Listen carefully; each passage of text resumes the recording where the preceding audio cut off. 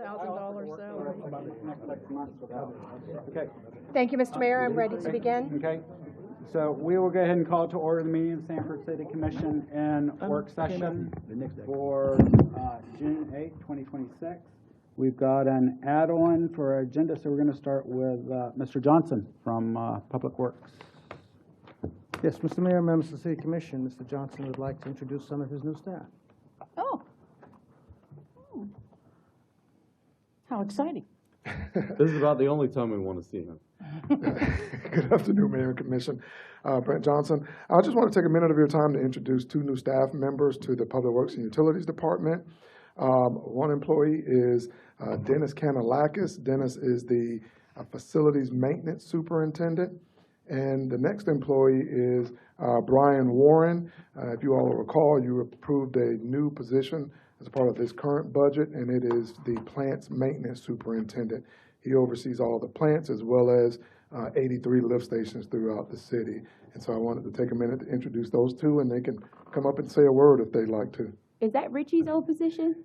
No, ma'am. Okay. That's Mike Falcon. Mike Falcon got that position. Yes, okay, ma'am. Wonderful. You're welcome. For Commissioner, also one of them is brand new that you just created. Right. Thank you, sir. Good afternoon. My name is Dennis Kanalakis. I'm the Superintendent for Facilities Maintenance. I began the beginning of April. So far, everyone's been wonderfully welcoming, and I'm enjoying my position. I have my work cut out for me here. Yes, you do. Yes, Welcome. How do you spell that? He doesn't know. K-A. Whoa. Great. Get it right. It's K-A-N-E-L-A-K-I-S. Got it. Welcome, Dennis. Thank you. Thank you.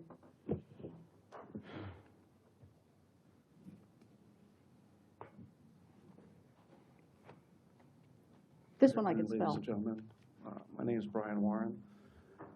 I started at the beginning of May of this year with the City of Sanford, and I'm very thankful for the opportunity with the City Council and Brent and Mike Falcon. I do bring a lot of experience with wastewater and water. I've been in the industry for about 20 years, various municipalities in Pennsylvania and Florida. And I look forward to doing a fantastic job for the City of Sanford and its residents. All right. Well, if you're from Pennsylvania, you bring some good experience. Why did you have to say that? You knew I was going to. I'm sorry. It's great experience from Pennsylvania. I grew up outside of Philadelphia and I moved down here when I was 2022. Okay. Wow. Welcome to the All team. right. Thank you. Welcome. Thank you. Thank you. Thank you. Thank you, Mr. Johnson. Mr. Mayor, ready for the next item? Yes. And it is the presentation of the annual comprehensive financial report. And with that, I'll call on Ms. Lindsay, our Finance Director.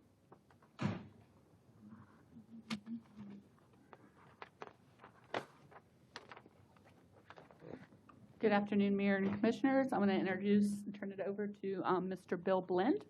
He's with our auditing firm, Forbes Mazars. Thank you, Cindy. Good afternoon, Mayor, Commissioners. Bill Blend, Forbes Mazars. First and foremost, I'd like to thank Cindy and her staff. Obviously, going through the annual audit is, not something they do on a daily basis, so they've got to have a lot of extra stress put on them during the audit process, so we thank them for their cooperation and responding to our requests. So it's a good working relationship we have, so I want to get that out there. What I'd like to do today is really cover a couple of things with you, our required communications, and then secondarily do a high-level overview of the financial statements for you. And then, as always, I would offer it up if there's any questions, obviously, today, but oftentimes people take a second look at the document, maybe have some questions. We're always available. Feel free to reach out. We'd be happy to discuss anything in the document, in the future as well. And with that, I'll find the clicker. Let's see if I can, it worked. All right, so required communications talks about our responsibilities essentially to follow the audit requirements within the state of Florida, perform our audit in accordance with those standards, and then produce a report for you. Management's responsibility, I talked about that a little bit previously, respond to all our inquiries and provide us with the representation letters essentially saying that they did so. The audit adjustments, we had 2 immaterially uncorrected misstatements. Again, staff has to close the financial statements out, so this is just something that in the normal course of their processing, at the end of the day, you have to set a deadline for when you want to do your financial reporting, and then we look at things up through the end of the audit field work, and so sometimes we'll find some immaterial items, and that's what happened here, and we're simply putting that as part of our communications. Significant issues discussed with management, nothing significant.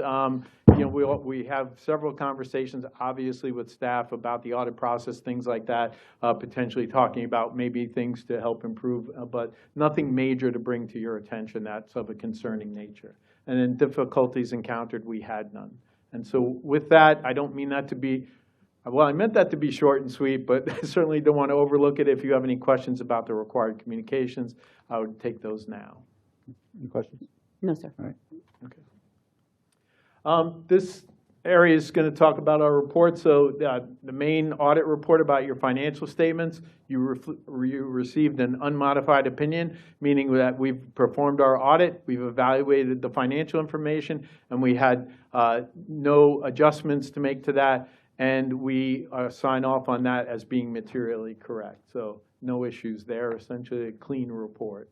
Your report on internal control over financial reporting. So as part of doing an audit of a government, audit standards require that we issue this report. We evaluate your internal controls for the purpose of planning our audit, and we had no findings in there, no identified weaknesses in your internal control. The next report there is your compliance on major federal programs and state projects. So we get what we call a CFA, Schedule of Federal and State Assistance. We identify major programs. We audit those major programs for compliance with the agreements with those state and federal agencies, and we had no findings to report to you when we performed those services. The examination report is on your investment compliance with Florida statute, so this is a requirement specific to the state of Florida. We evaluate your policy with compliance with the state statute on your investment policy, and you're in compliance with that statute. So again, no findings. And then the last report that we are required to formally present to you is the management letter. That's a requirement of the rules of the Auditor General in the state of Florida, and we had no additional findings or comments to report to you in that. So with that, those are all our deliverables, if you will, if there's any questions about any of the reports. Any questions? No, sir. So again, this is a very high level. If you look at your document, I'll tell you how many pages the document is this year. It's 178. So I read the last number without my glasses on, so if it's 179, I apologize. But obviously, there's a lot of information in here, a lot of useful information to you, the citizens, and again, this is very high level. So if you have any questions or want to dig into this, we can certainly do that. What we try to do is just kind of present to you what we call that current ratio, so your ability to pay your current liabilities with your current assets, right? So most businesses look at this number, if they're trying to figure out if we're going to make it through the next year or whatever, and you can see you have a very strong, what I would identify as a very strong number there of 8.8. You can see it's been fairly consistent there in the governmental side as well as your business type activities. And so when you evaluate your ability to pay your current liabilities, from our perspective, you clearly meet that criteria. You see the numbers for assets in our favorite in the government reporting world, what we call deferrals or deferred inflows and outflows, and those are transactions that are going to impact future periods. But essentially your assets over your liabilities, and you can see your assets well exceed your liabilities in both your governmental and your business type activities. And then most people kind of look at the net position or the equity portion of the financial statements. And you can see there, if you look at, you can see obviously in each case and in each year presented here, your biggest dollar amount is your investment in capital assets, the building, roads, and other physical assets that the city has. And even some of those are intangible assets. But then we look at restricted. Restricted are those things that are restricted by third parties, agreements, mostly grants. And then really that unrestricted component, which is essentially the dollars or the dollars that drop to the bottom line, which you have available to you to pay bills or decide what projects you want to do and things like that. So you can see, in my opinion, that unrestricted amount at this point in time appears to be strong and healthy, what I would identify under those definitions. And then we kind of show you your unrestricted net position as a total of expenditures. So, if you looked at your current period expenditures for 24 and 25, the two periods presented, how much of that do you have in that unrestricted net position? And you see about 50%. It's not an exact correlation, but essentially suggesting that if you had to go 6 months without bringing in any revenue, potentially you could pay all your bills, but then after that, you'd have to figure out a way to move forward, right? And then you could look at your net change in the current period there, and you have a positive net change to your net position in each period presented in both governmental and your business type activities. So again, I want to point out this is entity-wide, or what the government accounting standards identify as full accrual-based accounting. Tries to simulate private business, but in the reality, you really can't correlate that 100%. Before you So- move on, if I may, Yes. the current ratio that you pointed out there at the top, Yep. are those numbers comfortable to you? Are those looking like averages? And maybe another question is, when would you start to get concerned? What would the number be? It would take quite a bit for me to get concerned based Okay. upon those ratios. Okay. I would say in the private side of the world, somebody with a current ratio, so normally you're looking cash and liquid things that you can turn into cash fairly quickly to pay your current liabilities, accounts payables, your regular vendors, things like that, your payroll, right? So that's what you're looking at, your current expenditures that you have, or your current liabilities, I should rephrase that, Okay. your current liabilities.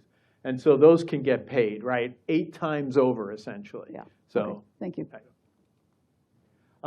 So this is, the general fund is the main operating fund, obviously, the city, the one that we look at most likely. Obviously, you have a lot of other funds, special revenue funds, debt service funds, things like that. But this is the one that your main tax revenue goes into and supports your general operations of the city. And so kind of going through this, and the next slide is going to go to your budget, and we'll cover that in a second. But if you just look at your assets, again, to your liabilities, in my opinion, you sit at a strong place here in your general fund currently. If you look at, again, going into that, it was called net position on full accrual. Here we call it fund balance. And the difference in between those two is you don't have long-term liabilities. So you don't have pension, debt issuances, and things like that in this number. This is strictly current assets and current liabilities essentially in your general fund. So you look at the unassigned, and again, the categories non-spendable are things like prepaids or inventory, and then assigned is similar to restricted, things that you've already identified as where you're going to spend those resources. That unassigned is what you kind of have available, and so that's why we evaluate that as to the expenditures. So on the full accrual, I think we looked at like 50%. Here you're at 47. And again, similar discussion. In my opinion, you're in a strong place as you currently, or as you sat at fiscal year end 25. So, and then your change, while that was a negative change, you can see that over the last year, larger than the 24 change, right? It's a decrease in your fund balance. You'll see here when we look at the budget, you actually budgeted for a net change, a loss of $10 million, okay? So when you look at the change, you say, oh, nobody likes to lose, right, or go down, if you will. You can see you actually budgeted for a much larger decrease in your fund balance. So why did you not meet that goal of your budget? Because you had revenues come in excess, and you had expenditures less than what you had budgeted for. So overall, that's what this slide is presenting. I think the next slide. The next slide covers your business type activities, your proprietary. Now again, these are really meant to be in other words, not be funded by any public funds, right? It's meant to be covered by user charges, so customer charges. And you can see that. And also here, you want to think of this as a business activity. So if you're a good business is going to look at its future, it's going to look at its needs to replace assets, especially in something like the water or sewer or your stormwater utility. If you know, you have a hurricane, things happen, right? So in my opinion, this is a personal opinion, right, but a professional one, is that you want to have a healthy situation here. If you're running very tight here, if you have any hiccups, any major outlays of cashes that you need, now that's not my decision, that's this board's decision, right, this commission's decision, but I'm just giving you my perspective as, you know, a business person. I think when you're looking at a business type activity, you're trying to be in a strong place, and I think this slide presents to you that you sit there currently. So I think that's all I had as it relates to financial statements, but I'm happy to answer any questions. In the paragraph summaries that we have, there was just one little thing that confused me, and it was on the stormwater fund. It says stormwater fund revenues are down by 97%. The revenue increase is due to, so that statement there just confused me. I think we might have put in fact, it actually says stormwater fund revenues are down up. Is that the quarterly report? In the, Maybe it is a quarterly report. I think that's in the quarterly. That's okay. different. All right. You're off the hook. I was going to turn back, Cindy's back there, so I was going to let, that Never doesn't mind. ring a bell to me, but, you know. So. We were just trying to make sure you knew. That was a test. Thank you, I passed. appreciate it. Well, it's good to put somebody on the spot. If there's no other questions or No, thank thoughts or you. comments, thank you very much. Appreciate your time. I think there's a requirement for you guys to officially accept this, so I think It's on our that's what agenda tonight. is being asked for here. So I'll hang on until that happens, but I don't know how you want to handle that one. It's tonight at our 7 PM meeting. Does he need to be here for that? Okay. I don't think you need to be here. Yeah, you don't need to stay for that. Yeah. All right, It's on our consent agenda, I think. great. All right. All right. Thank you very much for Thank you your very time. much. Thank Have a you, great sir. day. Thank you. By the way, did anybody feel the earthquake that they talked about? Yes. Yes, I You did. Okay. Yeah, yeah, apparently Just everybody curious, did. but yeah, it sounded like it was really large, so hopefully everybody's safe. I Thank was you. in Windermere, and I Okay. felt it. Okay, which brings us to the quarterly reports. There. And you already have a hot question. Well, it's already been answered.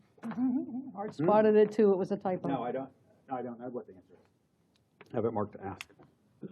All right, good afternoon, Mayor and Commissioners. The quarterly report you have in front of you, and that was our fiscal year, September 30th, 25 financials. Sorry, I should have introduced that a little better. What you have now is your 6-month quarterly financials for 2026. And I will start on page 3 with the general fund. And you can see some of the revenue is coming in lower than last year. I can tell you license and permits is due to audit journal entries. So that will correct itself somewhat in the future. But the rest is just trends that we are actually seeing right now. Any questions on general fund?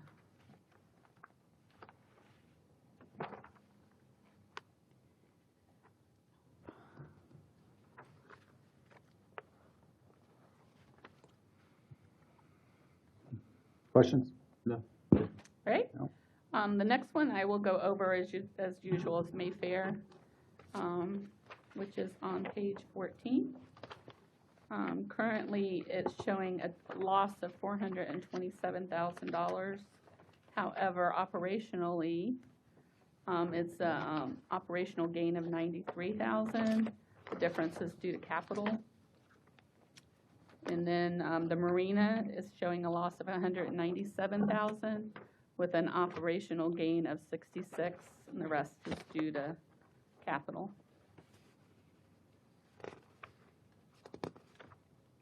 And then the next item I'll go over is on page 17, which is the pensions, fire and police. Currently, we're still seeing a loss in both police and fire as of the 6 months ended March 31st. They're not as big of losses as we're seeing in the previous year, but they are still losses. And that's all market. If only we could control that.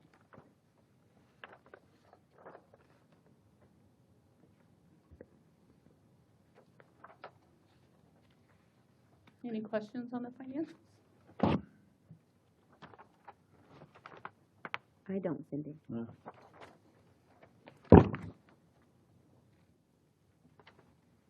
I do have a quick question, because in the past, every year there'd be, oh, we've got to come up with $1 million to shore this up, or 500,000 to shore this up. We haven't been doing that lately. For, Is that, are we budgeting better for city contributions to meet the actuarial requirements? Oh, for pensions? Yeah. I started a few years ago budgeting more to make them 100%. I believe it's the police that's actually overfunded right now. You know, I am cutting back on that in 2027 because we overfunded both of them a few years ago, and the state threatened to take our money away from us because they didn't think we needed it. Mm-hmm. So I did pull back on police a little bit on funding for 2027, but they are near 100% funded, Okay. both pension plans. All right. Thank you. Next. All right. We'll go on to the reserve discussion. Yes. The mayor, I did the reserve presentation last Oh, wait, week. let's go back to Commissioner Thomas's question. Yeah, I think it was just a typo on the, And I'm sorry, I didn't hear the question, so. so on the stormwater, in that paragraph, we have stormwater fund revenues are down, up. So I think it's up, Oh. which would make I sense. put both words in there, is that what Yeah. you're saying? Yes. That was a test to us from the. Yeah, actual- Shoes up. Right. So it's up, correct? Yeah, let me double check. Correct, yeah. Okay. there. Because then it goes on to talk And about that's revenue. because last year, we wrote off Seminole County stormwater bills, and that's the difference between this year and last year. Due to the write-off, yeah. Okay. Can I ask a question? Mayor? Mm-hmm. I don't know exactly how to ask this. Maybe it'll make sense, maybe it won't.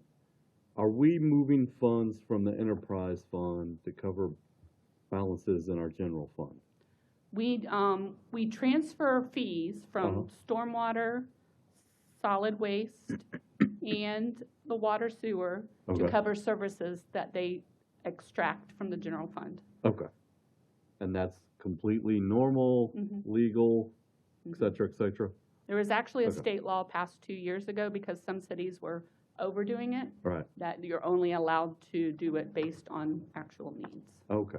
I'm glad you asked that, I was There's curious. an internet rumor, and I just, while you're here, I wanted it discussed. Okay. That person may never hear these answers, but that's okay. Other Right. people will. Mhm. Thank you. All right, you ready to move on to reserves? I did the presentation on reserves last meeting, and the mayor asked for my recommendations for reserves in each of the funds. And so this is 5 pages of detail with a summary page on the end. And so if you want to go to the summary page while I speak on the details, it might be easier to follow. The general fund currently has unassigned balance of 15 million. And it's 14%, a little over 14% balance. My recommendation is a 25% reserve, and currently that would be $21 million, so a shortfall of about 6.2 based on my recommendation.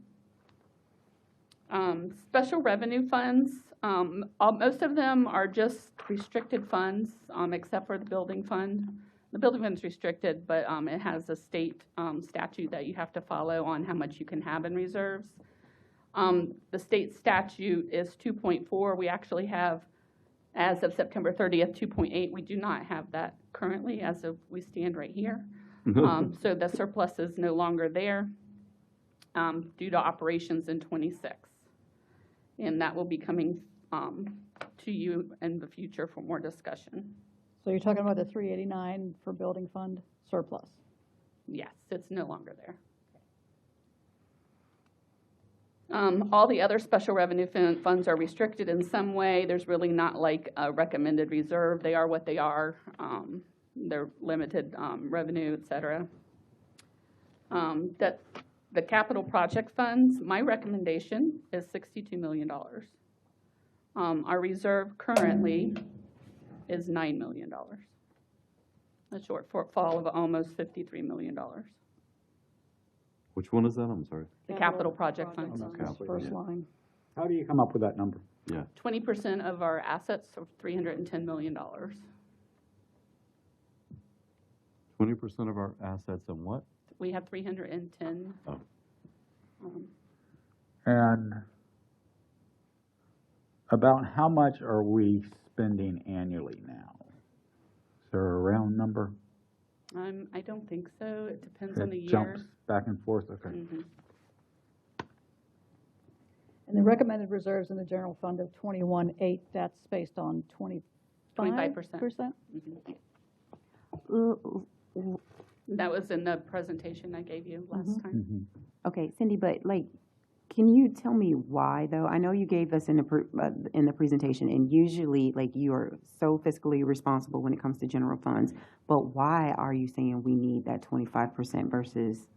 For general fund, there's many things. One item is that in operations, our major revenue source is property tax. Mhm. We do not get property tax money in at all until the end of December. So for 3 months, we're operating on reserves. Currently, we do not have enough money in reserves to operate on reserves. If we use the unassigned balance. Put a stipulation on that. Mhm. So The it's a other thing timing is, issue. if you want to do debt, the recommendation to get a good debt rating and lower your interest costs, they actually want a 35% reserve to get the best bond rating. And it ratchets down from there. So for bond rating purposes in future for debt. Okay. Emergency situations, we had a hurricane in October, November, we have no revenue from property tax. We have operational costs, then we have emergency costs as well. It's all fiscal responsibility and smoothing out rate increases, that kind of thing. Okay, but when the auditor went over it, he said we were at like 47%. He But doesn't that's look at- because he doesn't count Right, what we can everything call that's the happened since reservations. then, right. He only call it the stuff that's legally restricted as opposed Right. to things that we have. Okay. Right. Hold on. What was just stated right I there? know. I just The got only lost. thing you can put in the ACFR is something that y'all have put a legal restriction on. Okay. So you would have to have like a resolution or ordinance saying, you can't spend this money except for this thing. Mm-hmm. So like the 20 million that we need for the marina that's set aside is not in the ACFR. Okay. That's restricted. Okay. Got it. One example. That makes a difference. Yeah. All right. So the enterprise funds, the water impact fees, sewer impact fees, stormwater, solid waste, and stormwater, I did not comment on those. We do have a financial advisor that does that for us Good. every year. Good. So I just left those. Solid waste, my recommendation for them was 17%. And it's actually 1.5 million. We have 1.2. It's a little short, about 600,000. Let me get back to my page. Can I ask a question? No. Yes. Thank you, Cindy. I'm gonna ignore rude guy. The LIHEAP grant fund line, I guess, what do we do with that money now that we don't have any money anymore to do that? We just got an email that we're shutting that program down. Yeah, that money will go away when the program shuts down. It's Where does gone. it go? It's all the LIHEAP grants expenses and all of that. So Okay. it'll just zero out. What is this cemetery fund? It's $200,000? It's for our cemetery I know, for what? operations. Okay, so if we get any monies, it goes in there? Yes, all And if we- revenue and expenditures go through the Okay. cemetery fund, yeah. All right, so that seems to be healthier than I remember it being, or am I crazy? It depends on where that 230,000 came from. Yes. Because I thought we were to the point where our revenue is not paying the expenses out there anymore. Right, so, too. and the cemetery fund, it doesn't include any assets or anything that are in there, so you have to be careful with that number. we're 230 grand to the good, no matter what. That, it's not cash. That includes assets too. Okay. Yeah.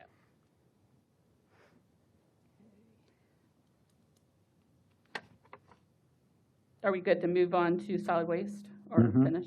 So solid waste, I recommend 17%, which is about 1.5 million. We're at 1.3, so a little short, about 600,000 short. The marina, I'm recommending 25% of reserve plus 20% of fixed assets, for a total of 5 million. We have about $3.4 million shortfall for that. Well, can we count the 20 that's in the general fund as in that one? What was that? Can we count the 20 million we have in general fund as being in the marina fund? Well, sort of, but it'll be spent once it gets there. So confusing. And then the Mayfair, same thing, 25% reserve, 20% of fixed asset. I'm sorry, did somebody say something? All right, sorry. So a recommended reserve of 1.2, so a shortfall of about 300,000. Operating insurance funds, the operational insurance fund, we have about 6.9, recommendations about 8.7. We've got a shortfall about 1.7. However, the health insurance fund is over about 1.9. And in reality, these two funds collapse whenever you do financial reporting. So they're sort of okay with both of those funds, one being short, one being over. And the health insurance fund, as I just said, is over about 1.9.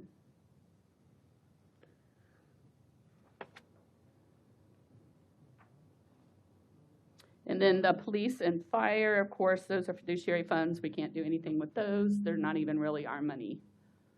They belong to the police and fire employees that are in the pensions.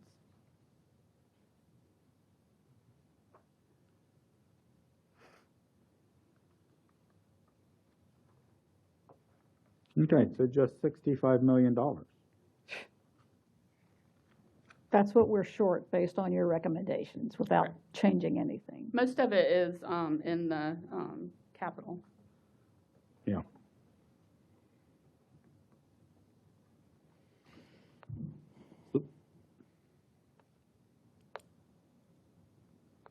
So for the record, I want to try to dumb this down.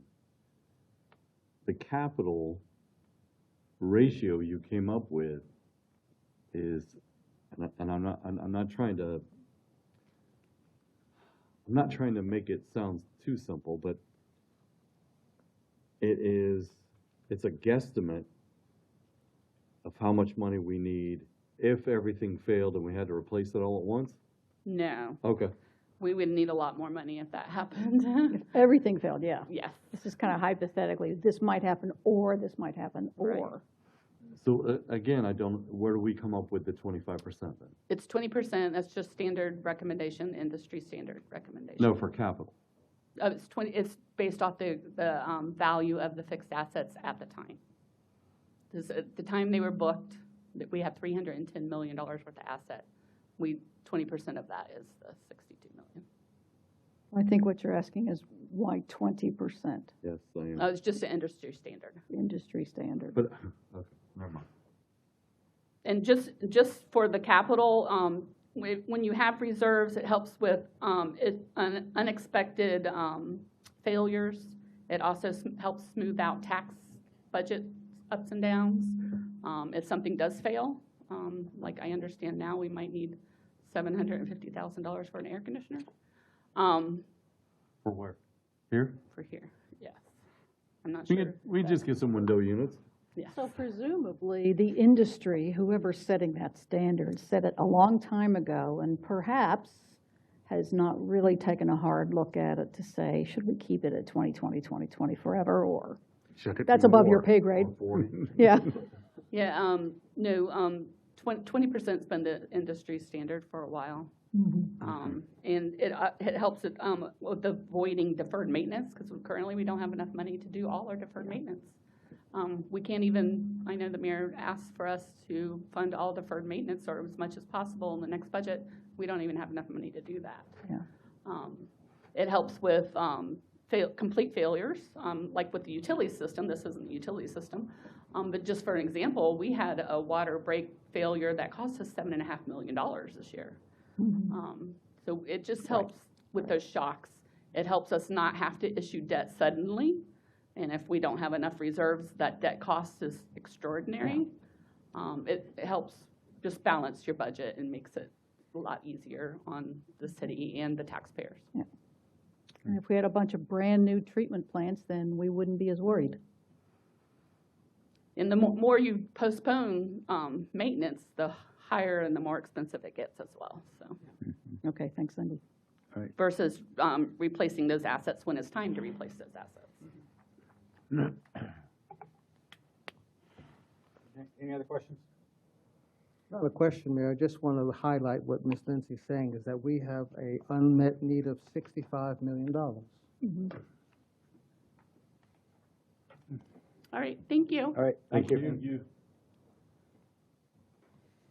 All right. Mr. Mayor, in fairness to the audience, I would say that we postpone the Planning 101 and move on to the joint planning agreement with the Seminole County. Why are we postponing the? To make sure we get through all the other things that people are here for. Okay, but that's really Seminole County important won't have though. to wait as long. Okay. Eileen? And we don't want to do short shrift to that. Right. We want enough time to be able to talk about it. Yes, As long as we don't, we come back to it. yes. All right.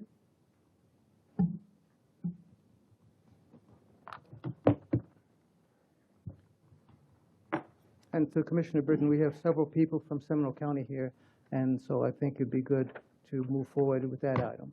I see them. I'm just saying, that the 101 is very important. Yes, That's it all. is. Okay.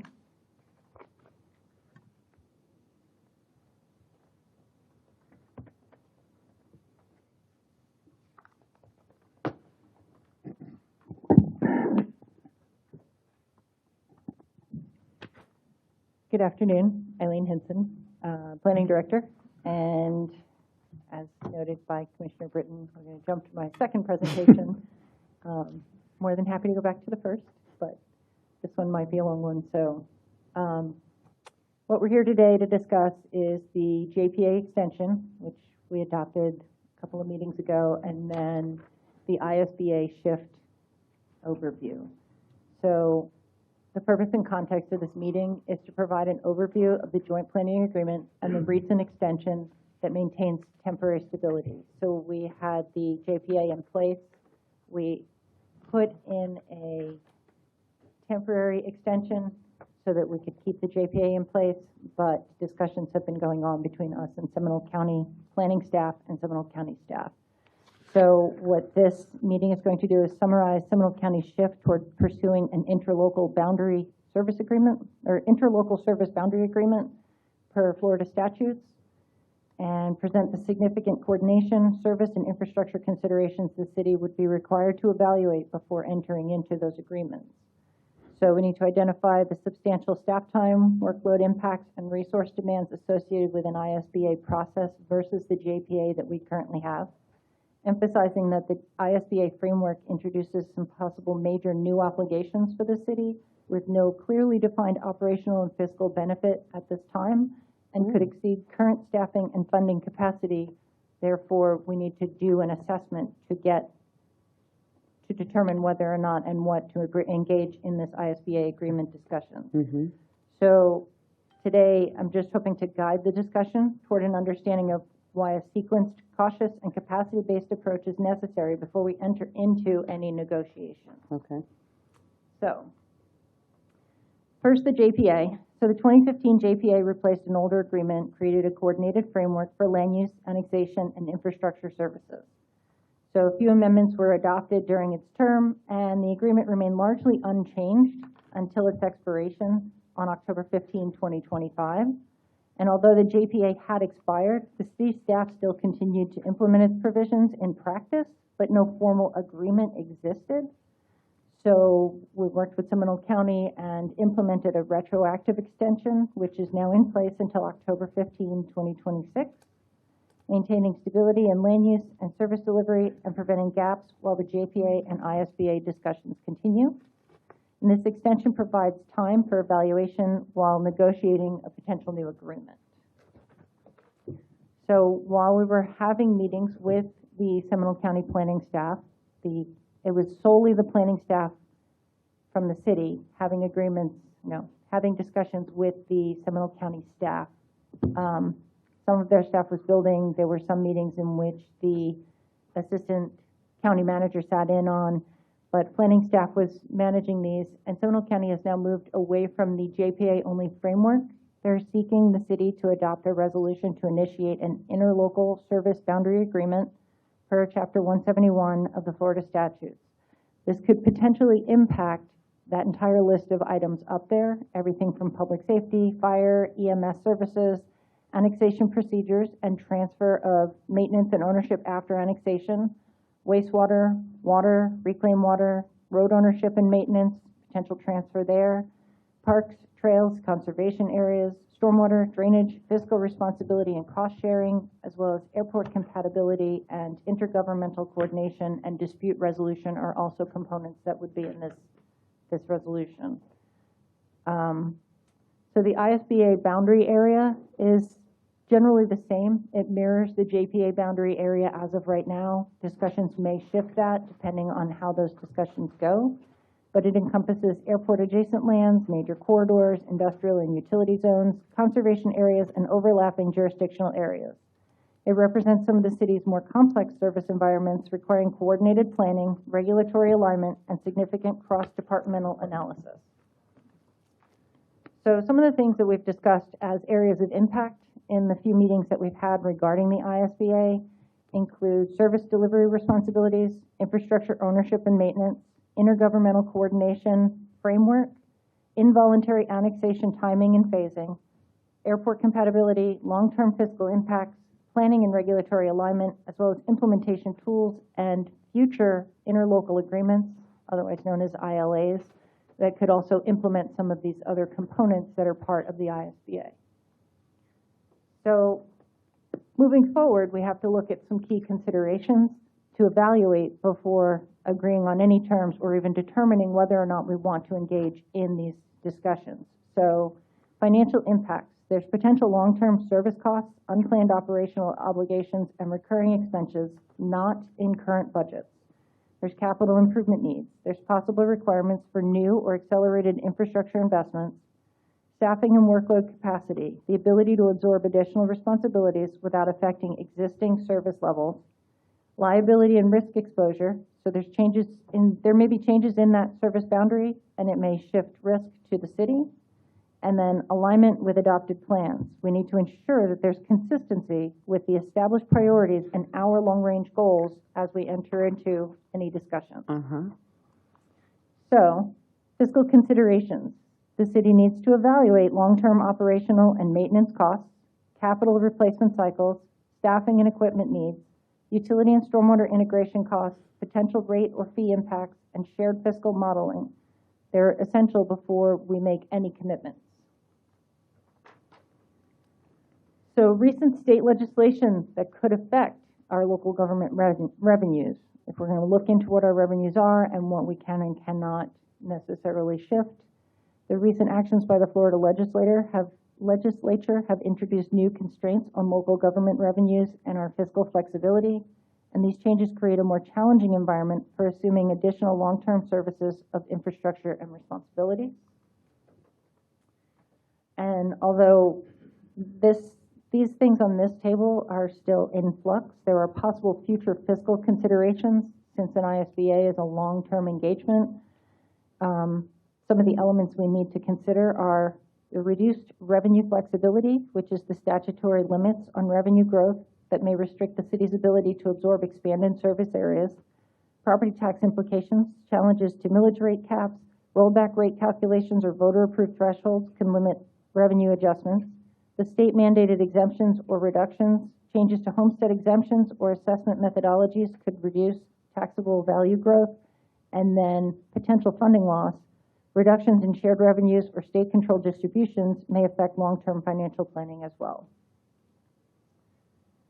So the next thing we need to look at is alignment with city capacity and planning commitments. At this time, it's unclear if the county's proposed approach aligns with the city's current capacity or long-term planning commitments. Several operational and resource considerations require evaluation before determining whether participation in an ISBA discussion is advisable. ISBA discussions require extensive interdepartmental coordination. Right now, it's just been the planning department discussing these items, and the interdepartmental coordination, technical analysis, and time to take for meetings. The efforts divert staff capacity from ongoing responsibilities and may not be sustainable without additional resources. So some of the operational considerations: city's current service model is scaled to our existing boundaries and what we currently can manage. The ISBA area includes additional potential high-cost, high-complex systems. Several systems require condition assessment before any transfer. The city has taken set a policy in the past that we've done transfer of right-of-ways and things like that, but we've always made sure that they meet city standards before taking them, so there would need to be an assessment on anything before a transfer occurs. And then we need to make sure that any transfer of responsibilities doesn't create service gaps if done prematurely. We don't want any systems to fail. So the city impacts and considerations. The city would be the only municipality in Seminole County currently operating under an ISBA of this scale, creating administrative and operational demands that other jurisdictions don't have. The proposed framework introduces additional processes and coordination requirements for the city, and the direct operational or fiscal city benefit remains unclear because we have not done an assessment. Participation in the discussions requires significant staff time for analysis, meetings, and cross-departmental coordination, which may divert resources from ongoing priorities. Without additional staffing or funding, the negotiation process itself may delay projects, affect service levels, or impact statutory deadlines. And the city just needs to evaluate where the long-term responsibilities contemplated in the ISBA, if they align with the available resources, staffing, and strategic priorities. The relevance, the expanded service responsibilities create structural budget pressures under reduced revenue flexibility. The city has to avoid any unfunded mandates or commitments that exceed sustainable capacity. The capital and operational obligations need to be evaluated against our long-term fiscal uncertainty, and a comprehensive fiscal model is necessary before determining any feasibility. So if we were to make next steps, we need to maintain the extension of the JPA through October, establish a joint technical working group between city staff in the various departments that would be involved in this negotiation, and we need to conduct a service capacity analysis, infrastructure condition assessments, fiscal impact modeling, annexation phasing scenarios, ISBA framework after a full technical review, and ensure transparent, coordinated communication remains between the two parties. So in summary, although the JPA extension maintains continuity, the county's shift toward an ISBA represents a significant departure from prior coordination practices. It introduces substantial administrative burden. The ISBA process requires high-intensity staff involvement from planning, public works, utilities, finance, legal, administration, and public safety.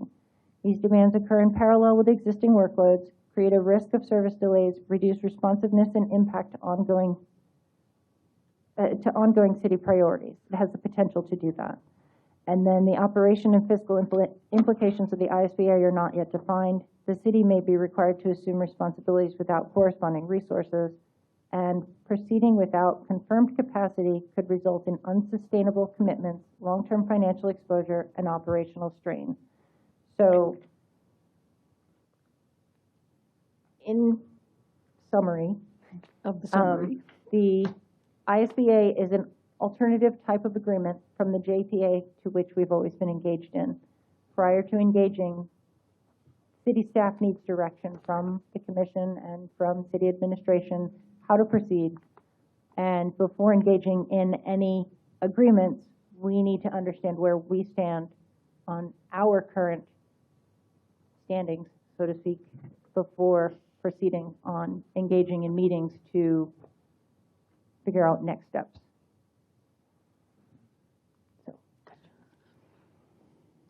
And based on just a first look at all of this, and good summary, thank you for that.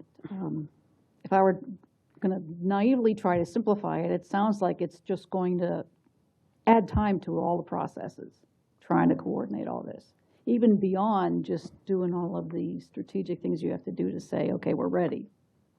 On a day-to-day basis, how does this help? When we engaged in the JPA discussions, it was strictly for planning. So what I'm presenting to you now is just to say that the county has requested this shift into an ISBA. Planning can't speak for all the other departments. So what I can do is tell you that these are what could be involved in the ISBA. I mean, it doesn't have to be completely comprehensive. It can be a smaller agreement, but on the whole, it includes multiple departments, more than just planning. And I need the commission to understand that there will be time to have meetings. There will, be necessary coordination. There will be legal assessments. There will have to also be, prior to engaging in what we commit to, we have to know what we can do now before we take on more. We have to be able to say that there might be some delays in the regular things we do because they'll be involved in all of this. And what it does do is it creates some continuity in areas where we have enclaves, areas where there's roads that are within city limits but are actually maintained by the county, so they may or may not be surrounded by city properties or have hit and miss properties that are some in the city and some in the county. And right now there are, I don't want to say broken, but the paths of who maintains them are not contiguous. I don't mean broken as in not working. I mean broken as in inconsistent, inconsistent as to how those are laid out. So what this can do is create a bridge to try toward working to get those to be cleaner and more smooth. The question is, do we have the capacity, do we have the fiscal ability right now to take on this planning that goes into it, as well as the agreement and what additional responsibilities could potentially come out of an agreement such as this? Go ahead.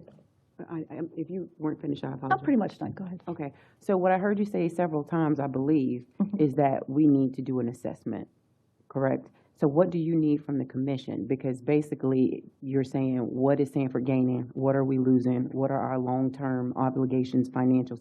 What do you need from the commission to get started with an assessment? That I'm not really sure, because when we entered into it, the joint planning agreement, the planning department has done in the past. We've done several of them in my tenure here. We've done amendments and stuff for joint planning agreements. As to an ISBA, honestly, I can only present you what one does and what it involves, because I don't know what to tell the commission to tell us to, create. And maybe If I may. Lindsay could jump in at any point.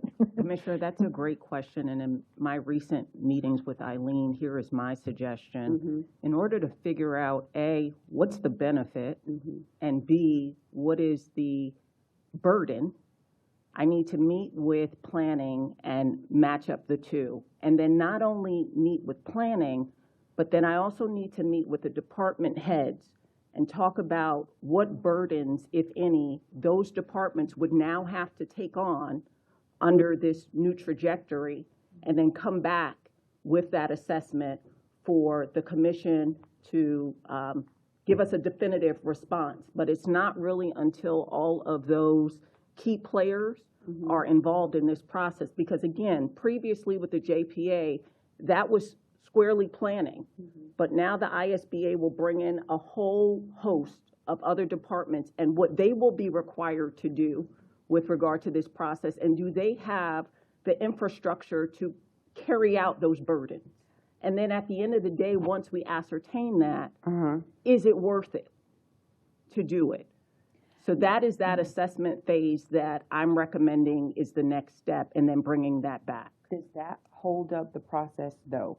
I mean, is it like what the county is needing from us, and then us taking the time to do the assessment, if you understand what I'm saying? Right. Is that going to be a hindrance to what the county needs? I don't know how long an We assessment have will an take. extension for the JPA through October. Mhm. And so I'm talking about the next couple of weeks doing the assessment part as to the ISBA. And that gives us more than enough time to figure out and to bring an assessment back to the dais to for you guys to give us instruction and direction. Okay. If hypothetically, and then I want, you're gonna do what you're gonna do, but, we need to do this within a certain time frame, so we don't need to ask the directors, would the impact to you be different if we didn't do it now, but later? I don't think there's a later with this, is there? I mean, we have to make a decision. It's going to be a joint agreement, and unless both sides agree, there is no agreement. There's But no say mandate if for we this did- agreement to mandate to do occur. The Yeah, county so is if we didn't requesting we agree- engage on this, and we are seeking, I am seeking, with Mm-hmm. Lindsay's assistance, the guidance to determine whether or not the commission wants us to Yeah. continue on this trajectory to do this assessment. And Mm-hmm. I'm hearing that, yes, we, the city attorney and I will do what we need to do to get started to see where we stand, but it's not a mandatory Right. agreement in any way. If we said we didn't agree, then would it make a difference if it was this year or next year as far as the impact to our team here goes? As an independent Probably don't entity, know. the city will need to make a determination as to whether it is in the city's best interest to transcend into ISBA. Right.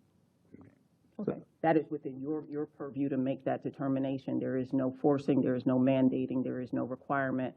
The city has functioned under a JPA for quite some time, and the discussion that I'm having is not that it's anti-ISBA. What is the benefit to the city to transcend into this new vehicle? Yep.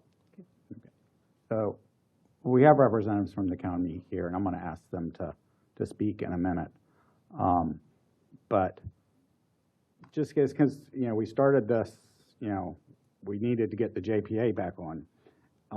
And when this idea came up, I had in my head, I had a much smaller scope of what this would entail. You've presented sort of, here are all the things that could be in it. Is that what the county has presented, that they want all these things, or are we to the point where we know what they're asking for? And I'm going to ask them the same question in a minute. Eileen, correct me, I don't believe we have yet been provided with a purview as to what it will or will not entail. So there is a period as part of this assessment where the county will, as you say, put some meat on the bones as to exactly what they're seeking and what will be covered in this ISBA. That will help ultimately in the assessment. Eileen has done an excellent job with saying, however, how far it could go. Right. And where we may want to rein in on some issues. Right. But before we go too far down that path, can we, sort of lay out what is the scope that we're aiming for so that our staff isn't looking at things that are outside that scope? Or unnecessary. Right. And so that's what I would like to hear from the county, unless you have something else to add at this point. No, just the draft, we have a draft resolution that once, we've come to terms today, it's been requested of us to present to the commission to have signed, but there's no action today. There's no one on this commission has seen any of this yet. So my first step was to get the presentation and then to work with the attorney to find out next steps. But in this, the identification of issues for negotiation are all of those things from public safety, fire, emergency, medical, water, wastewater, all those things I listed are in this resolution. Okay, so all of these things are on their list. Mhm. Okay. All right. So who from the county wants to?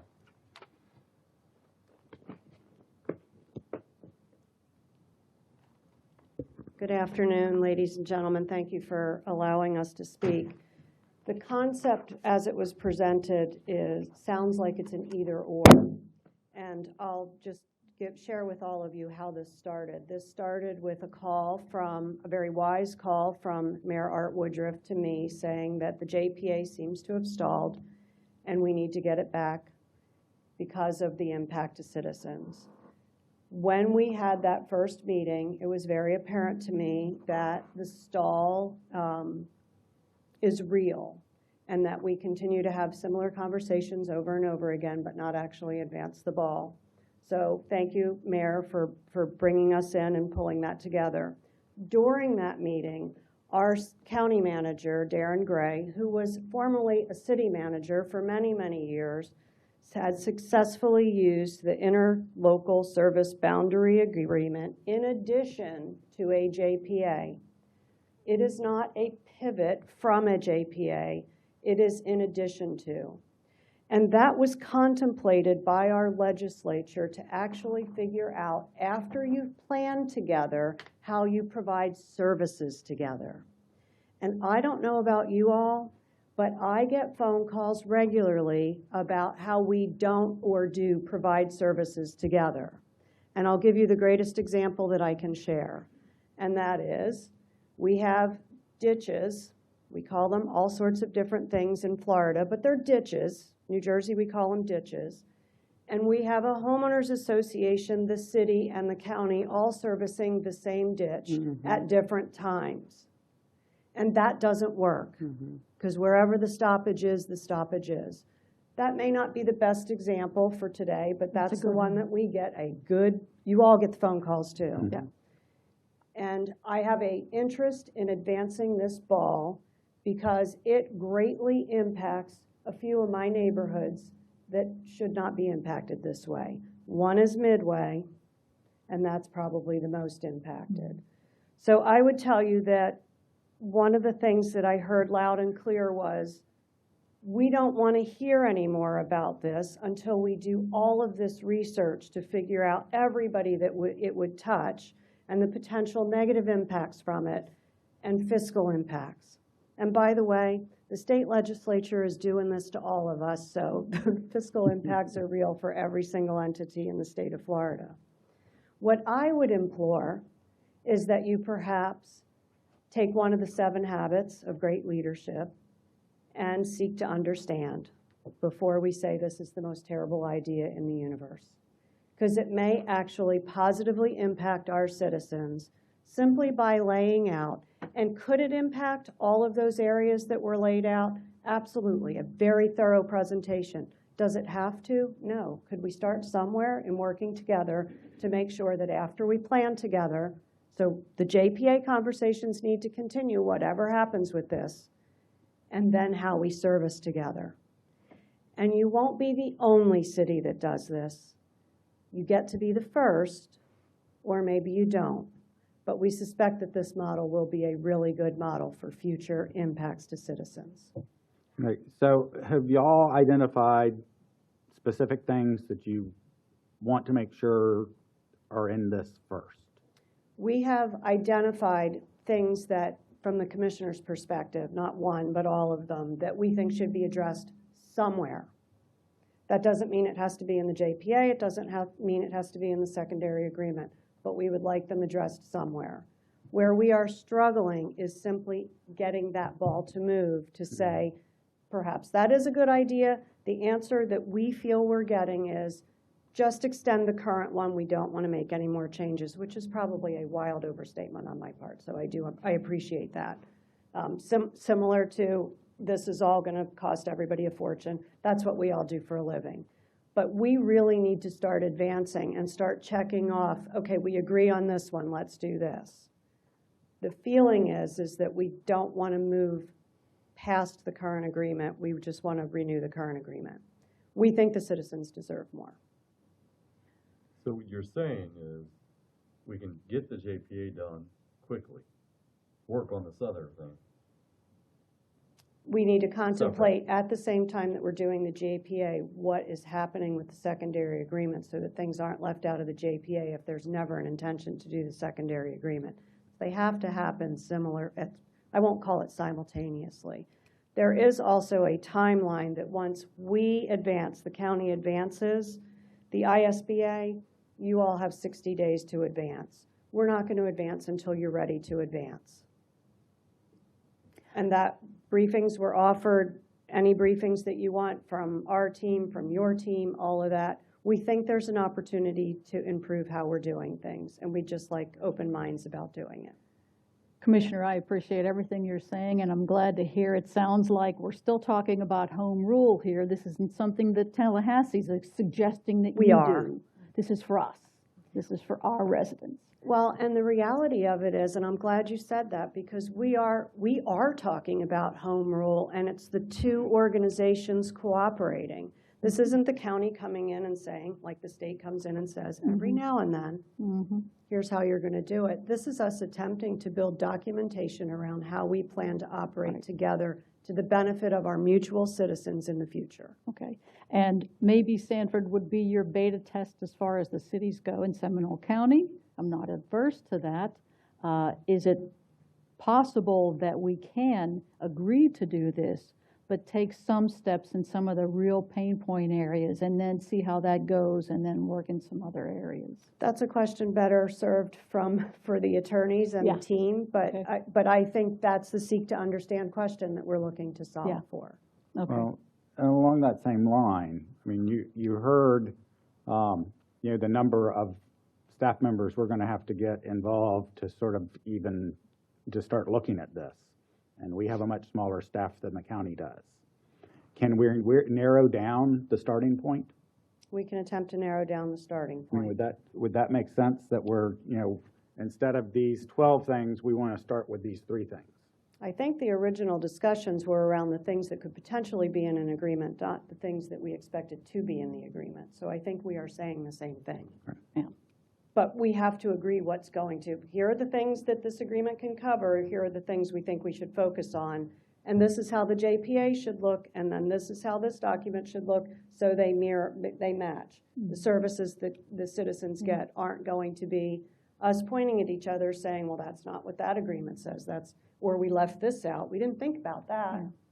It has to be covered somewhere.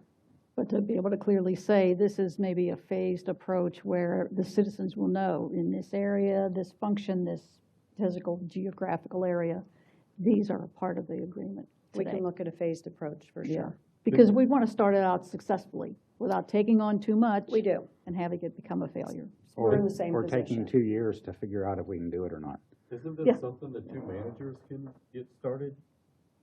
I think the 2 managers did start it. I don't know if you were asking me, but you're looking at me, so I'm going to answer you. I think the 2 managers did start it. I think Mr. Gray and Mr. Bonaparte came together with the 2 of us. Our teams came together. We then stepped out. Teams are working on it, and we're not getting far. That's why we're back here. I'm really confused, but that's not anything different. So you and I can't remember his last name. Darren Gray. Gray can't sit down and decide what elements you want staff to work on together? Well, I think that what Eileen presented was a good overview of the whole program, and to seek from the commission what your desires are. Certainly, Mr. Gray and I can get together when I have a good indication from the city commission. What areas do you want us to focus on? Well, this is coming from Big Brother, and Big Brother obviously wants us probably to take on more than we already are. I think it's coming from little So, sister, not Big Brother. Well, Big Brother is Seminole County, Bigger Brother is the state. That's how I look at this. So I think we need to know, this is their idea, we need to know what elements they want us to consider. Right. And of course, our fear is the cost of taking things over. Of course. That we can try to make them keep doing. I can but the- tell you that the intention is not to have you take things over that you shouldn't be doing. If there are things that we are currently doing that are in your jurisdiction, I can't answer to that. I said if, I don't know that. So if you all have that fear that there are things that we're doing that you should be doing, you may know more than I do, and this may clarify that. I would tell you that I don't think this is big brother, little sister. I'm not called little that often, so I'll take that. Younger sister. Okay. This is about putting the citizens first. Well, and I was going to say that too. I mean, when That's you go why we back got to together. your That was our original, meeting. right, your original statement about we need to serve the residents the best way we can. Yep. But If I there's think confusion out there, we need, if we can narrow down, here are the things to focus on, so we're not looking at things that we don't need to look at right now. And this is where I've stepped into the process, because initially I was involved in some of those discussions with regard to extending the JPA. and then the discussion became from JPA to ISBA or a conjunction of the two. That is a recent conversation. So now I'm stepping in so that I can try and figure out from the county exactly what are the parameters for this ISBA and what departments would be involved in the implementation and what would be the burden and benefit. That's where I'm stepping in now. Now I know why one of your fellow members of the commission has been pressuring me to get the JPA done. We gotta get the JPA done. We gotta get it done. Probably not related, but I would also tell you that, Mayor, you can validate this. We discussed that in that first meeting that happened when you called that meeting. This was on the table back then. But I don't think we understood Right. the scope at that point. Right, or the potential scope. And thanks to Yes, Eileen, the now we potential do. scope. So And your I team. think Potential we're, scope. okay. So my, This could, I'm sorry, this could potentially, alter the current fire agreement. Doesn't have to. Okay. No, that's working well. We're not going to mess Right, with it that. doesn't have to. Okay. This is an agreement we're bringing to pull this together that would work for both organizations, most importantly, putting citizens first. If something is working, we don't plan to break it. can we have some action items and some timelines? Because I don't even understand why this had to come to us without the information first. If it went through the city managers, if the attorney and then Eileen, all of those questions probably should have been answered before it came back to us. We waste a lot of time. We waste a lot of time. So I'm hearing what Eileen is asking from us. Can we set a timeline of what we need to get done? And because with this commission, if we don't set like an action item, we'll be sitting here discussing this thing another month from now. So where are we going from here is the question that I'm asking. I don't understand how the city manager didn't already have this assessment ready for us, but I guess it had to come from the commission. I don't understand why it had to come from this commission when those questions should have already been answered. The assessment should have already been started because the city manager can delegate some of that stuff. But let's leave here with what each person is supposed to be doing, so then we don't have the comment that things are stalling. Okay, but I think the reason we're having this discussion tonight is to make sure the city commission is on board with going down this path before staff puts in a whole bunch more time into it. Right, but that the discussion today should have been basically the assessment. Because now we got to wait like more time. So how long will it take? How long do you think, I mean, basically, so we need a narrowed down scope from y'all first, right? Is that the? I think we need our team. I think the suggestion made by Commissioner Britton is a beautiful suggestion that I think the two CEOs of these organizations should get together and figure out what they think should be in this. That would include our team, it could include your team, but I think that has to be a joint discussion. Okay. And that's what we've been asking for. This needs to be a collaboration from day one, or we all know agreements don't matter if you didn't collaborate and build them and make them a win-win. That's right. That's where we are today. Mayor, That's what we're trying to advance past. listen to Commissioner Hare and Commissioner Britton. We will get with the county staff to identify 2 or 3 items and then see if those items are what the commission wants us to focus on. Yeah, what are the high priority items for the first ISBA? We're going to continue to do the JPA. And just for anybody else who's listening here or elsewhere, so the JPA is the planning agreement. That deals with all the planning that happens. The ISBA is the service. After the planning is done, how do we serve the residents? How do we mitigate the confusion that's out there now? Where are those areas where there's the biggest pain point? And those become things that are brought back to say, this is the agreement we're going to start with. Because it's an agreement we can modify as the years go by, right? You read my mind. Dare I say it should be an evolving agreement. Right. And I don't think you need to come back to us to ask if these are the things. If these are the things the two staffs say are the things we can do, then Let's get it going. that's We're not what we going to can overrule do. that with knowledge we don't have. Right. Yeah. But we still, within that, we still need to know the impact that it will have on Right. on Yes. city staff once we identify what those are. And I'll work on that Okay, simultaneously. because But we don't that- want Eileen quitting because we're giving her too much to do, or Adam, or anybody else in there. All right. So we're clear on what's going to happen? Yes. Yes? Clear as Yes, mud? we're clear. Eileen, you good? Sure. Okay. Thank you. Thank you. Thank you. Thank you. Have a good evening. And your team. What time is it?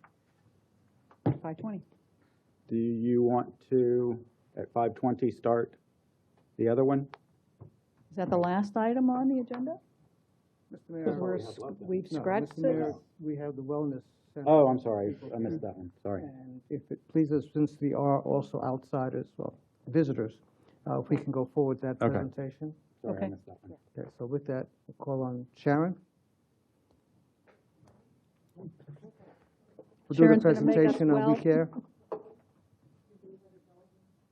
You're up, Sharon. Thank you, Eileen. Thank you, Eileen.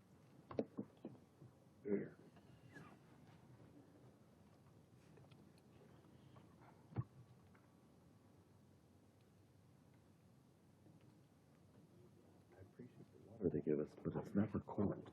It's not cold? Oh, yeah, you're right about that. I just got a lovely new cooler at the golf tournament. Oh, yeah? Better than that? No way. Way. Nope. Can't be. Hey, Mr. Mayor, members of the commission, the Director of Human Resources and Risk Management is here to make a presentation regarding potentially changing the health providers in the city's wellness center. So with that, we present Ms. Krajnak. Good evening. Hello. Good evening, Mayor and Commission, Mr. Bonaparte and Attorney Green, Sharon Cranick, Human Resources Director.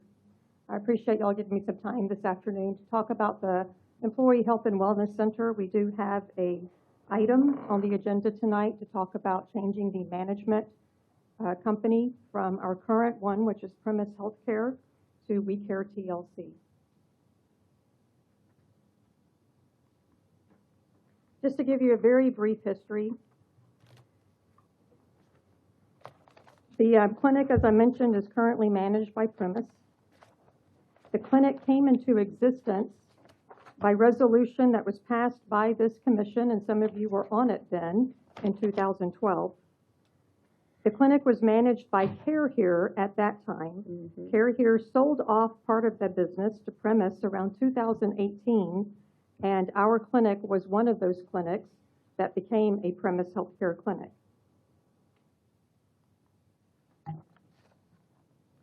The use of the clinic is available to all employees and retirees that are currently enrolled in our health insurance plan and to their dependents if they are also covered on the health insurance plan. We do collaborate with the City of Lake Mary with the clinic. The staff of the clinic is shared with the City of Lake Mary. They do own their own physical location. We have our own physical location, but both locations are available to our employees and the City of Lake Mary employees. The clinic is a wonderful benefit for our employees. It is also a huge retention tool to keep them here. But frankly, those are positive side effects of the clinic. That's not the real reason we have a clinic. The clinic is in existence to offset our healthcare spend on our self-insured healthcare plan.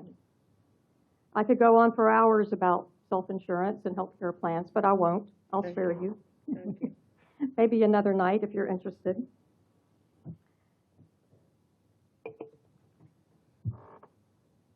We all know that healthcare is increasing in cost every day. The clinic helps us offset this cost in a couple of different ways.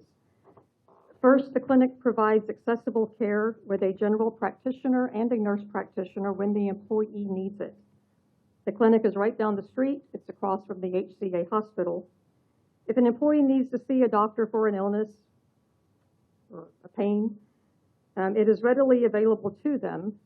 The employee does not have a copay to pay, and they typically leave the clinic with their prescription already in their hand, which helps to ensure that they will actually take that prescription. This reduces our employee absences and also employee inefficiencies if they're trying to work while they are sick. Additionally, we have a provider-patient relationship. Since the clinic is only accessible to the City of Sanford and Lake Mary employees, it is a closed system. The providers build relationships with our employees and are better able to follow their progression since the population is relatively small.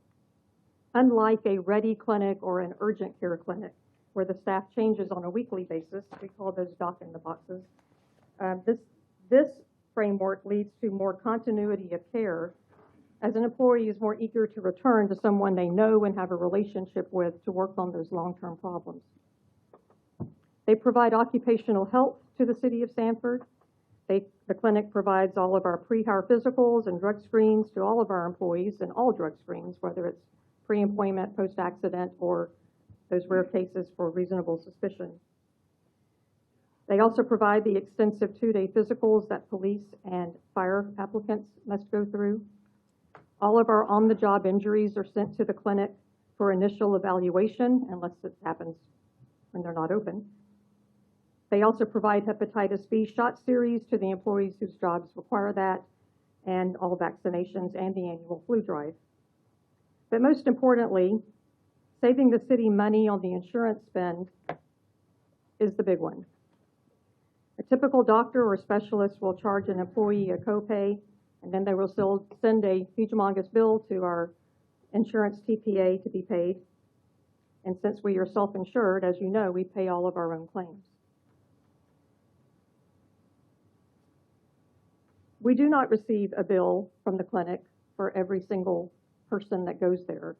Instead, we receive a monthly bill, a monthly invoice, if you will, from We Care TLC, who will send a management fee to us, and then all of the variable costs that occurred at the clinic for that month, such as drug screens, lab work, imaging that may occur, and the most expensive one, of course, is the prescription drugs. Those are all paid as a pass-through to us. So we pay exactly what those fees were.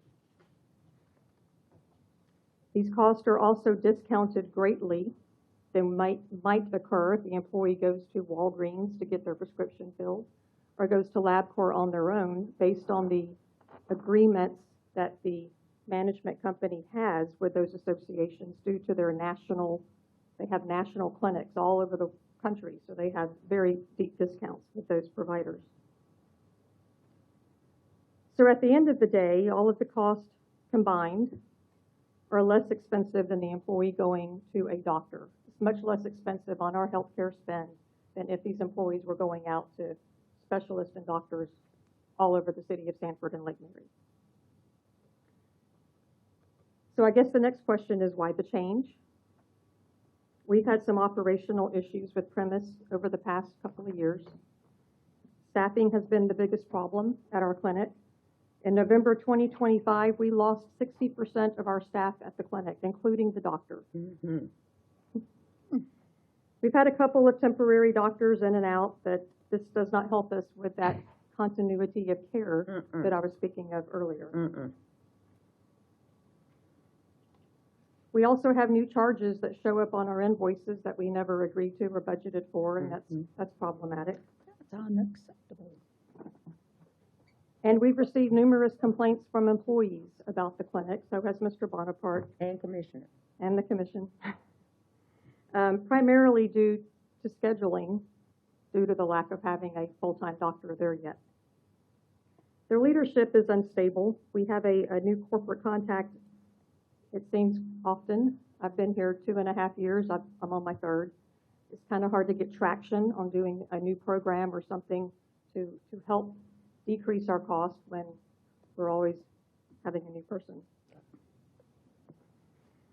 Budgetarily, switching to We Care TLC will be cost neutral on a monthly basis. There is a implementation fee, and if you have your books open, if you look on page 22, 21 and 22, that's the guts of the contract where it talks about pricing. There is an implementation fee of $60 per employee that we will have to pay. That comes in around $30,000.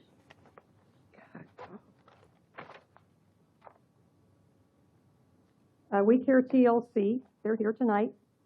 They are a local company. They're located in Longwood, Florida. They're right off of Douglas, over near Terra Mia, my favorite restaurant.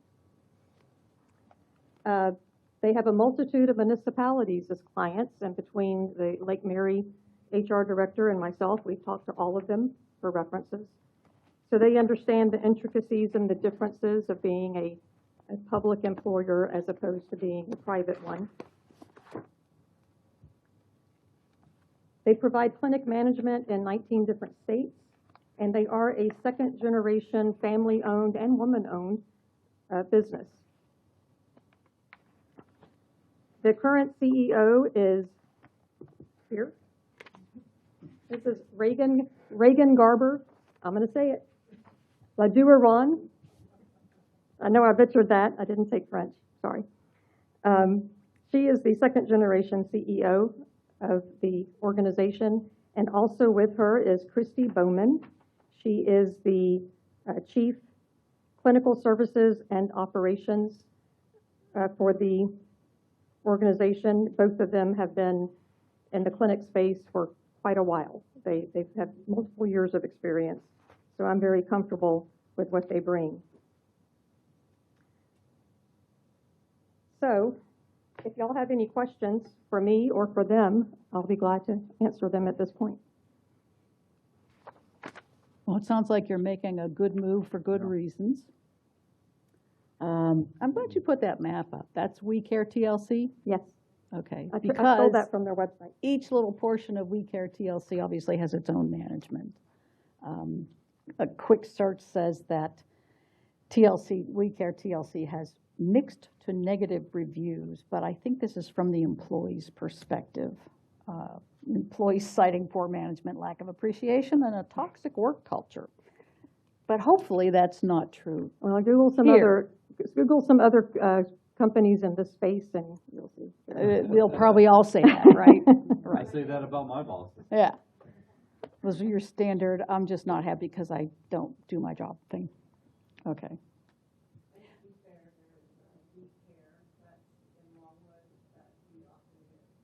Confused with?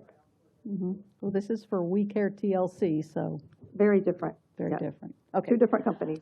And do we have, presumably, we have enough employees taking advantage of this service to make it cost effective? Oh, yes. Okay. I know we have at least one, and I don't know why I haven't taken advantage of it yet, but I will. Are you on insurance? Yeah. Okay. So, When, go ahead, I think that. when will the changeover take place? We are required to give a notice to Premise. We don't have a contract with Premise, but according to the contract we had with Care Here, it says 90 days. This also has to go to Lake Mary's council, so if you guys approve it tonight, then it will go to theirs, and that should happen, I don't know when they meet, but I think next week or the week after. We're going to try to talk to Premise about doing a shorter notice, but we can't guarantee that. So October 1 at the latest. Okay, and facility-wise, equipment-wise, it's just a move-in? All of that belongs to us. Okay. Yes. All right. What, is there a cost difference? No. It's Cost neutral, neutral as an operational cost, other but than the implementation fee. implementation fee.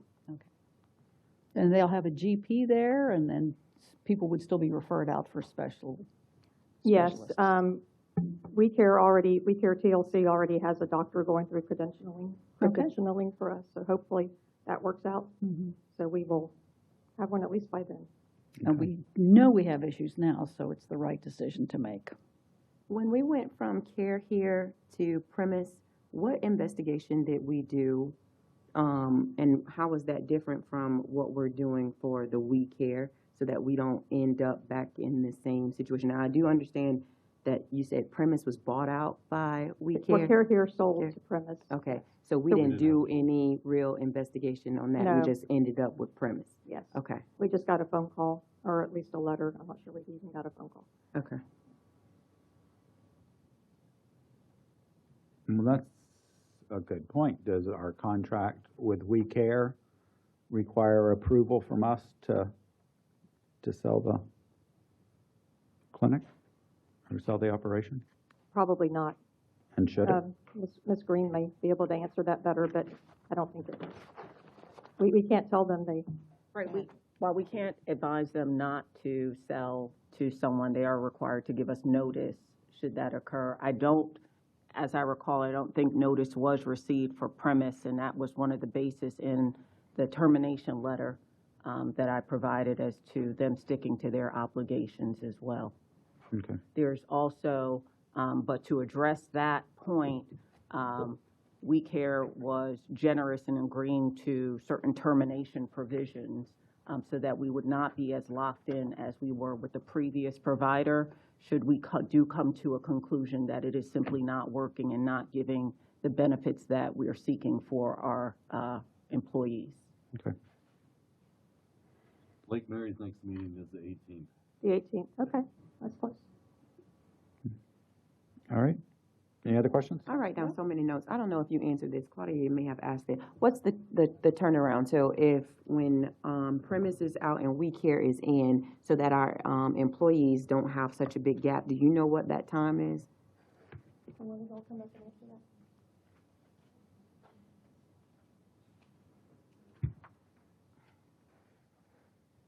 There's a lot of things that have to happen there, Okay. but I will let Christy address that.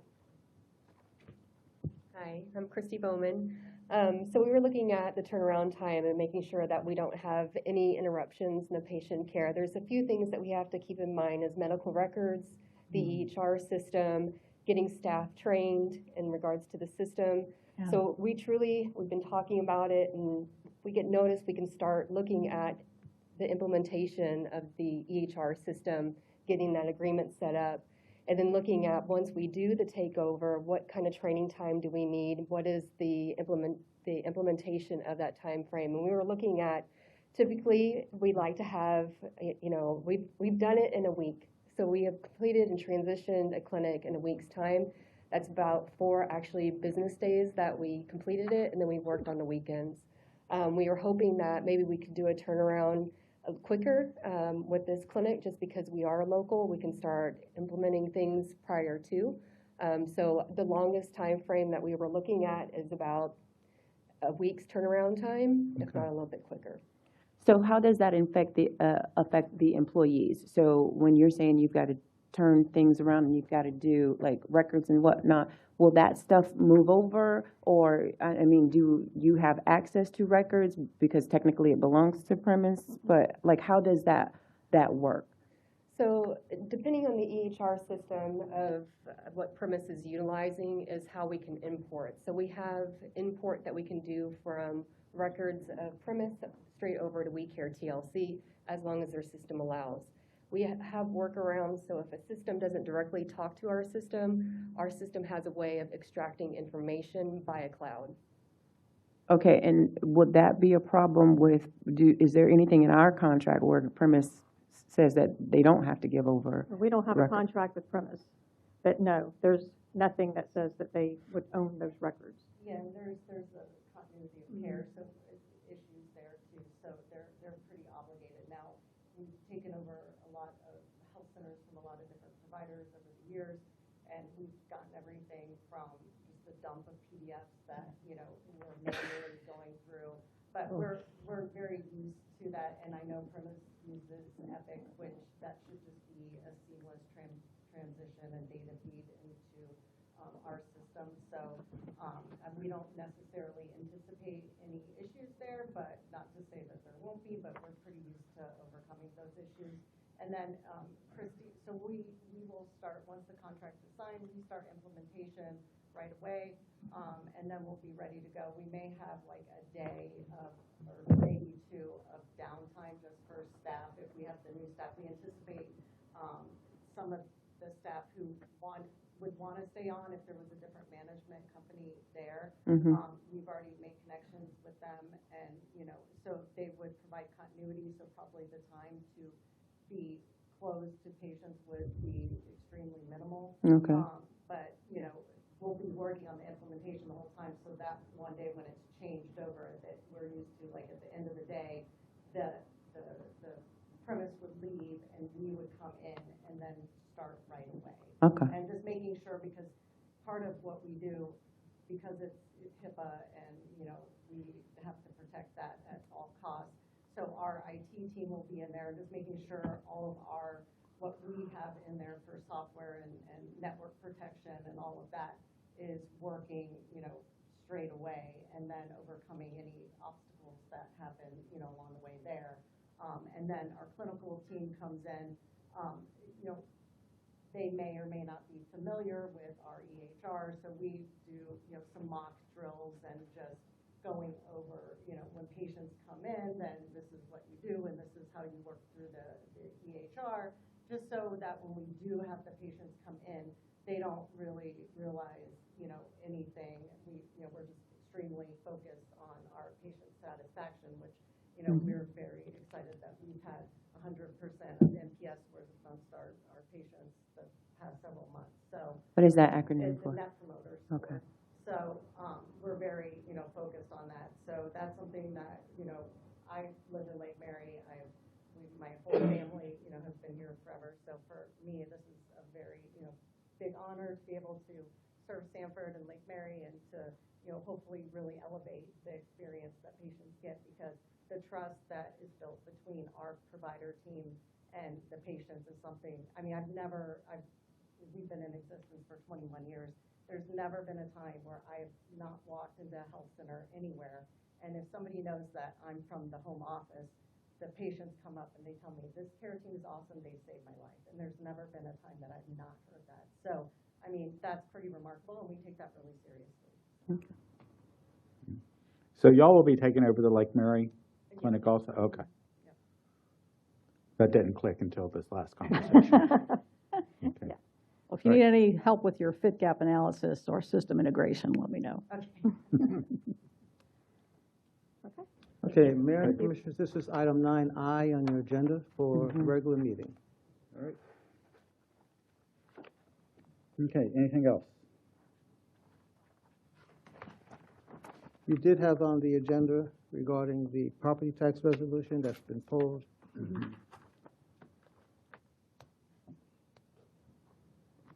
Anything else? Yes. But there is time if the commission wants to go into the Planning 101. Is 17 minutes enough time? Absolutely not.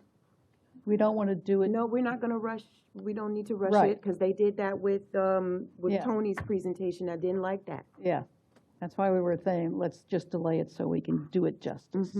All right, there are a couple of other items then, Mayor, if you want to move on. Mm-hmm. Okay, one of them is a zoning in progress. We would like to ask the commission to declare a zoning in progress to assist a business we're working with, and with that, I'll call Mr. Tony Raimondo.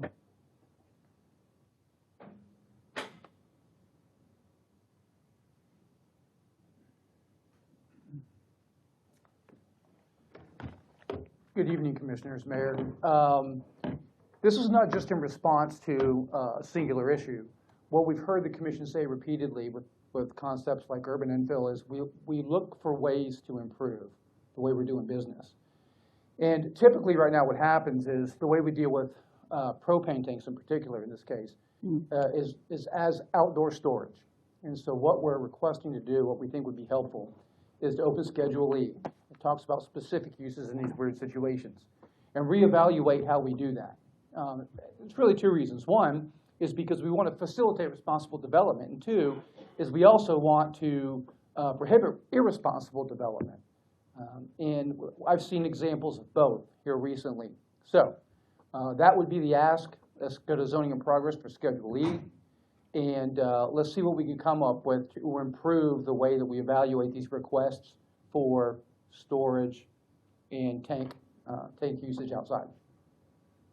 Do you have, a specific change in mind, or? Well, I think, that you want to talk about now? do we want to talk about it now? Eileen, what do you think?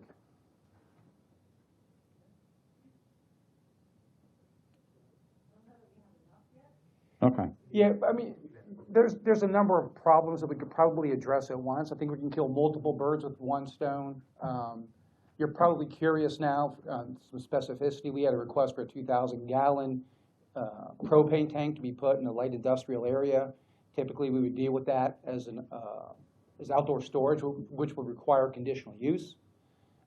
We think we can dial it back a little bit. We think we can responsibly do this and create some situations regarding how they're placed, where they're placed, and how they're screened, for example. Not in proximity to residential neighborhoods would be an example. We think we can craft some regulations that would facilitate responsible development. I will tell you right now, I'm dealing with one in code enforcement where we have, I actually sent you an email a little while ago, and after, I don't know if you saw it, but I was going to see if you could pull that picture up. Did you happen to get it?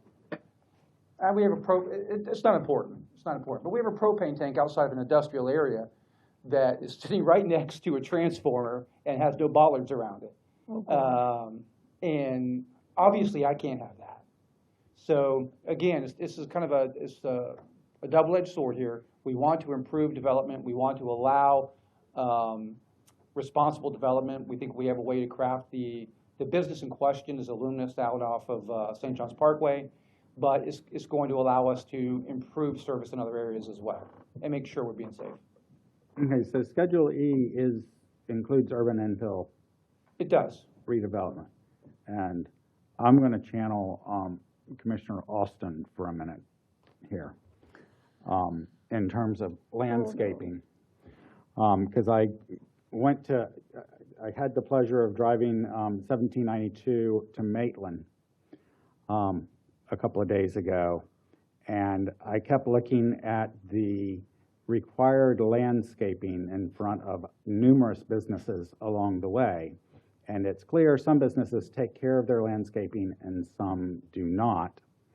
And so I know that's one specific thing been brought up, and that we'd also talked about, for redevelopment of existing sites to something that is, I hate to go with the as long as it's better, because we got to go beyond as long as it's better. But can we also look at the requirements we put on infill and allow even more flexibility? I think if we go to zoning in progress, Mayor, it would be an appropriate time to do exactly that. Thank you. Eileen came down like she wanted to say something as soon as I started talking about landscaping. I just want to make sure that it's clear to the commission we have to proceed with caution, just to make sure we're not doing anything that violates any state elements of SB 180 by creating more burdensome that, I know it's intended for the comp plan, but it does bring in some elements of, Yeah, Yeah, I think those that's an reminders important concept, coming. and thanks for walking down on that too, because you might have heard me talk about, well, this is Tony Raimondo, he's a regulation guy, he's going to tighten it. That's not the case. In fact, we can't do anything more burdensome really without getting ourselves in a jam. We're looking for ways to be creatively proactive and forward thinking. Does the time run out soon on, as long as we don't have another storm? as long as we don't have another storm. It runs out soon. So when does that everything. run out? July 1. Okay. All right. Then we should be ready on July 2, whatever we want to do. All right, thanks. Mr. Mayor, there's a couple more things. One of the items that the commission indicated they would like to have staff work on is what you can call a city service card. And I'd like to have Ms. Elizabeth Jones to come up and share with you a concept that she's put together and get your feedback on. Good. Come on down.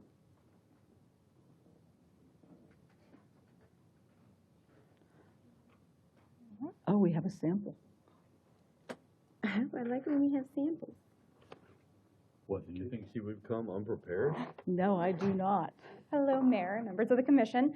So as Mr. Bonaparte noted, you had all, in one of your goal-setting sessions, indicated wanting to improve how our customer services across the board, and that meant when maybe one of our employees is approached out in the field, being able to respond to questions that they may not know the answer to or whom to contact.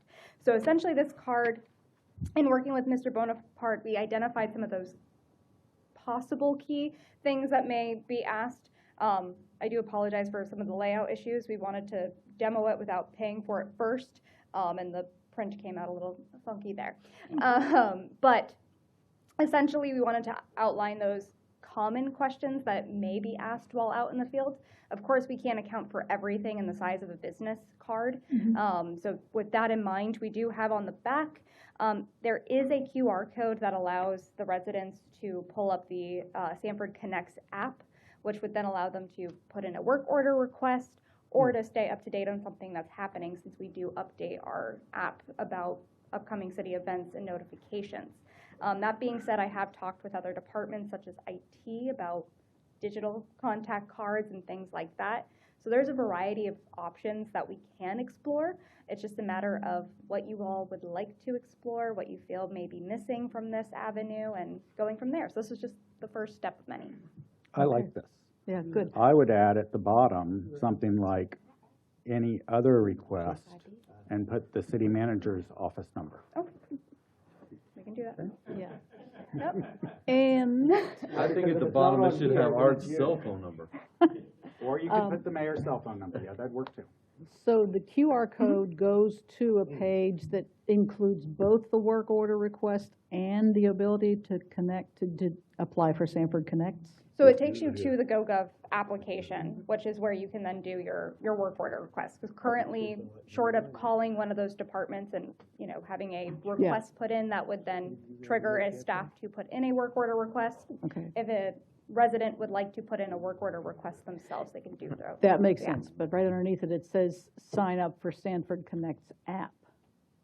When you click the QR code, Yes. you'll have that ability there as well? Yes, correct. Because it takes you to the app, which I can kind of clarify Okay. better in that section. Yeah, probably put that in the same font so that Mhm. you know you can do both of these things Through by the clicking same on that resource code. that I Okay, can good. do. It took me to what looks like the app, but I don't know if it took me directly to the app or not since I have the app. Yeah, if you have the app, it won't take you to the app store for it, but Right. so you're already one step If ahead. you don't have it, you're going to go, it'll take you to the store, so you can apply for it. So you can download the app. Good. Yeah. And it looks like this will, if you just take what's written on here, it'll be more of an actual business card Correct, yeah. size. So if Yeah. they have a wallet or everything else, it's going to be the same size. Correct, and that was the Perfect. point, is so that way our field staff can keep it in a relatively easy, accessible size as well. You did good. Great Thank you. So I will adjust some of the language on the back of it. I can add the language for, you know, additional support that can come, you know, from another office. And then if there's anything else, you know, please just let me know and I'll be happy to accommodate. This is great. I think the only thing that would have to go with it, of course, is the training where somebody gets a question from the public and they don't just hand them this card. Correct.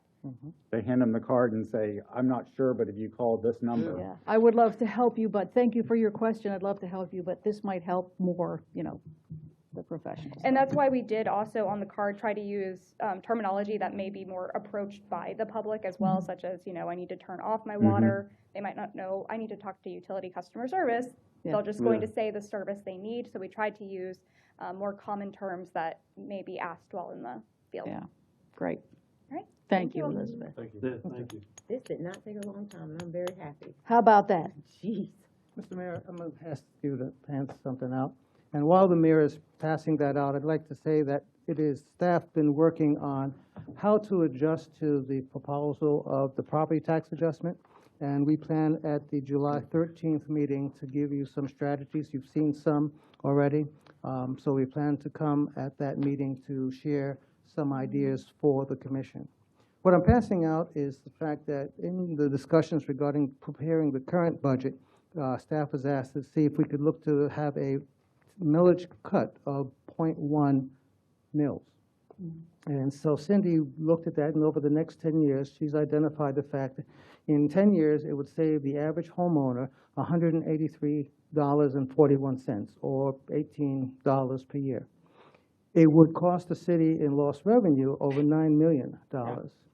And we thought it would be important as the city commission is looking at the next year's budget, which we plan to get to you by the end of this month and beginning discussions in July, of what that impact would be.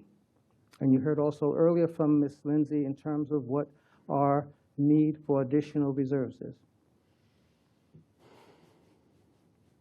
Mr. Mayor, that concludes the items that we have.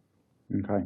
You really want to conclude on a negative note, don't you, Mr. B? It's just It's a fact. I'm going to carry it further than that. It's so. a fact. Well, I would just point out that my suggestion that we cut the 0.1 mil was not to save our homeowners money because There wasn't a point. they're doing okay. Yeah. I mean, I think my property taxes have gone up $400 in the last 10 years. So it's the commercial property that I think is really being hurt by that. So I stand by my suggestion that we need to start chipping away at the millage.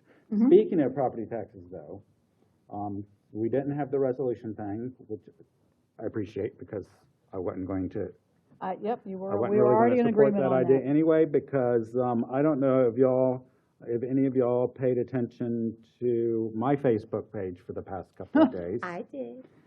Well, I think he was very patient. So, and since y'all can't share with me anything unless we're doing it here, I did speak with our communication staff about some things that other cities are doing that I don't think are the right approach in terms of some graphics and I would just call it overwhelmingly busy things that are being viewed as just cities saying, we need all the money you'll give us. I have tried to make that not my approach. I did want to let y'all know I'm going to be on radio Wednesday on the same discussion. And Lisa is going to have me do a podcast on Thursday.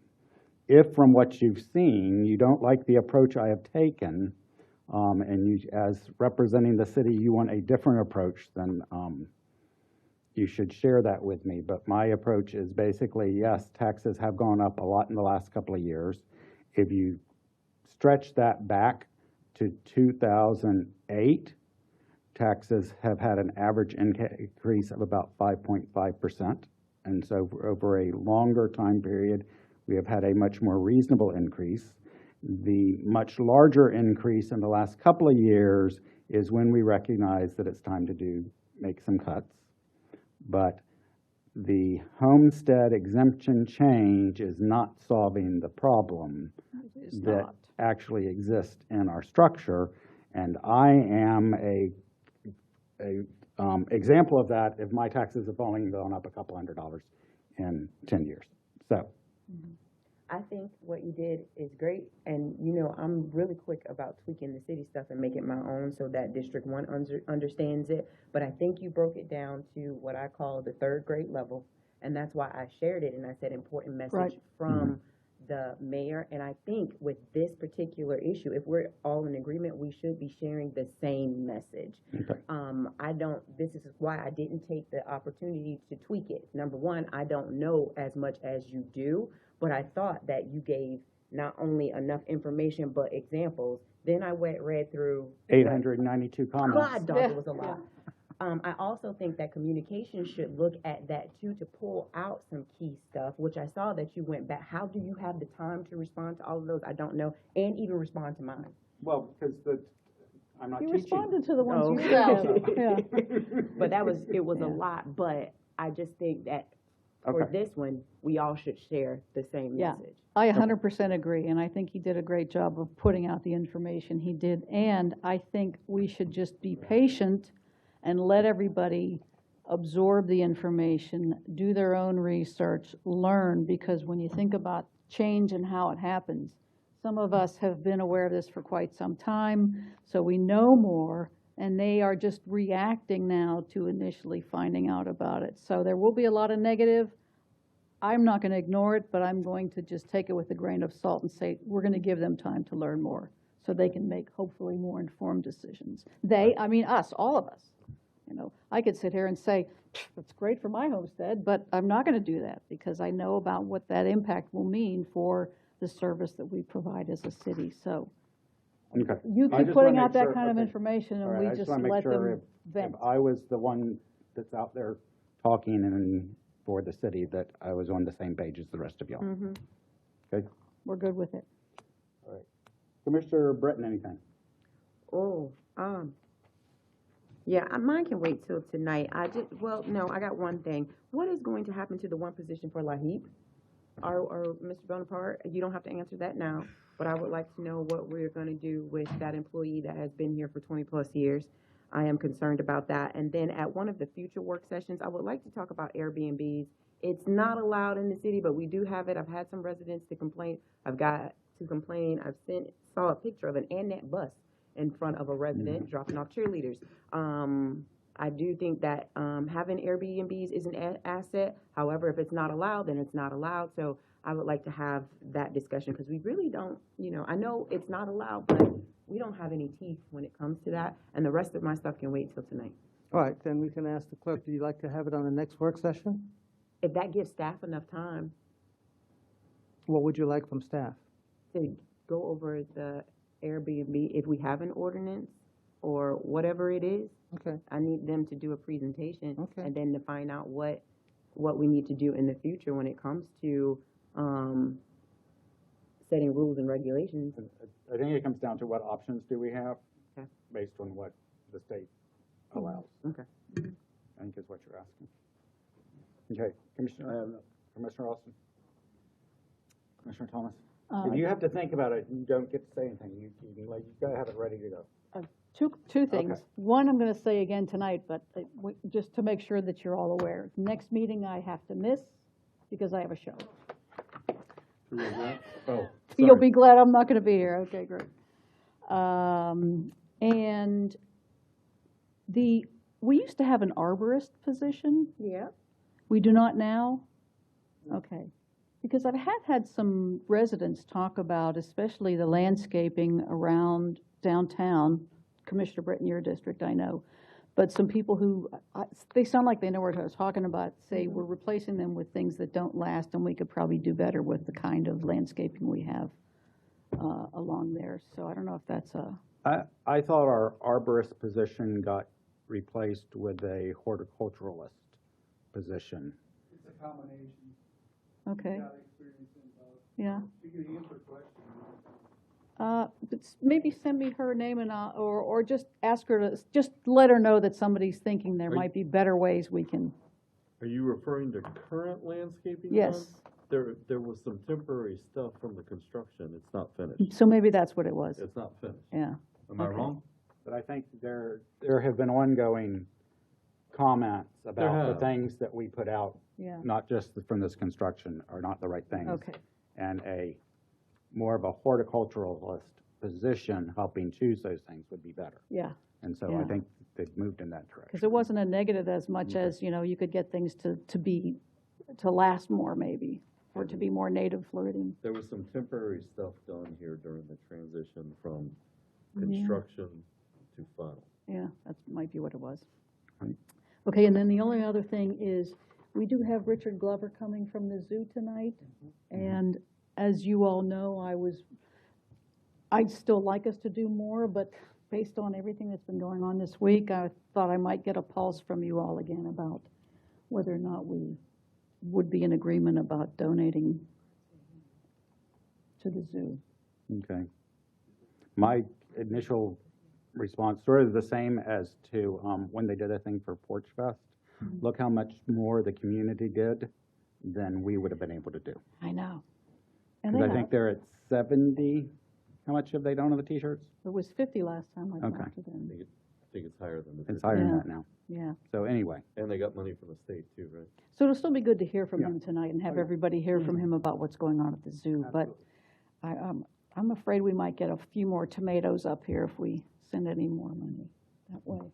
And there's also the concern with regard to the donation policy, which you adopted, that provides for one donation a year or fiscally to make sure that you're divvying up your donations. So we didn't make a donation, we made a purchase. Or you made the purchase? Right, Right. that was a little different. We compromised and agreed to buy tickets for the kids to go to the zoo. go So it was there, kind of an okay. indirect. And since then, I've gotten information on what money we would have available, but that was before Right. this week. Okay, I think I have that sense. That's it for me. Okay, I have two things for now. If everyone can remember, during citizen participation, it's not intended for us to go back and forth with the person talking. Occasionally, a question for clarification or a direction to staff is helpful, but if we can avoid back and forth. And then for the Civic Center, we put on our goals about applying for a historic preservation grant, which state of affairs in Tallahassee, it's definitely not a given that we would get it. But if we apply for $1 million grant, we would need a $500,000 match. Thought we would need a huge match, yeah. And so before staff takes the time to do that, I wanted to make sure we were willing to support it. In my mind, if the state's going to give us $1 million towards repairing the Civic Center, we should be able to pull $500,000 as the match to do that. I would like to go ahead and move forward with it. And if, depending on how things go, we will know, we'll know about the tax referendum long before we have to make a final decision, and we can always back out. Yeah, good point. What, do we have any idea of what the scope of work is and what the cost is? It's, she's focusing on removing the panels, doing the treatment to the windows for heat. Okay. And acoustics. Yeah. All right. Sure. Those are the important Let's go. ones. Yeah. So Let's do it. Yeah, she just especially wanted to given make that sure things get before she worked on it that we were going to support that, and so I think she'll come back with a resolution next meeting for us on that. Yes, ma'am. All right, what rule says that when they do the public comment, and I just want to know that we're not supposed to do the back and forth? Because I just think that it's disgusting if a resident just comes up there and we just, thank you for your comment. I think that the person comes there to be heard and to feel like they were heard. And so sometimes we go back and forth and we ask staff so that we have a resolution. What is it that says we cannot go, or I don't think it's back and forth, but to comment to the resident? Or are you just saying we don't do that because of time constraints? Like, help me understand that, because I want us to treat others how we want to be treated. Could it be a time constraint because we might be anticipating a lot tonight? Could be, and that I just I want to would know. have to look. I think it is in our commission rules. I know I did not make it up. All right, I'm looking at the back where our rules are. I will look during break and see where that is. Okay. Well, there are times when our attorney will tell us we should not comment or Right. discuss Right, we with understand people that. who are speaking to us. And that may apply as well.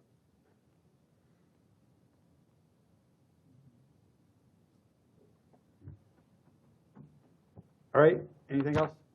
All right, we're adjourned. Okay.